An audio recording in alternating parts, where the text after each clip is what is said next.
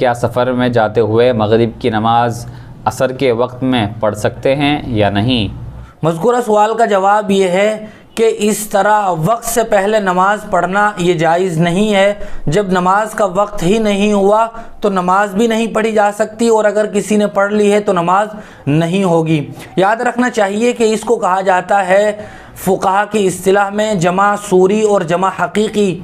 जमा सूरी तो कहा जाता है दोनों नमाज़ों को अपने ही वक्त में पढ़ना, लेकिन एक नमाज को अपने वक्त के बिल्कुल अखीर में पढ़ना और दूसरी नमाज को अपने वक्त के बिल्कुल शुरू में पढ़ना। मिसाल के तौर पर ज़ोहर का वक्त जो ख़त्म होता है वो 4:45 बजे ख़त्म होता है और असर का वक्त उसके बाद शुरू होता है। कोई आदमी ज़ोहर की नमाज 4:45 बजे से बिल्कुल पहले 5 मिनट पहले पढ़े और असर की नमाज फ़ौरन असर का वक्त शुरू होने के बाद पढ़ ले, तो ये दोनों देखने में तो एक साथ पढ़ी गई हैं, लेकिन दोनों हकीकी तौर पर अपने अपने वक्त में पढ़ी हैं। अगर इस तरह सफ़र में या बारिश की वजह से कभी उज़्र हो तो नमाज़ें एक साथ पढ़ी जा सकती हैं, जबकि ये दोनों नमाज़ें बिल्कुल अपने वक्त में पढ़ी गई हैं। लेकिन दूसरी एक सूरत है जमा हकीकी, जिसका ताल्लुक़ मज़कूरा सवाल में है कि एक नमाज को दूसरी नमाज के वक्त में पढ़ना, असर को ज़ोहर के वक्त ही में पढ़ लेना, इस तरह जायज़ नहीं है। इस तरह जमा हकीकी सिर्फ़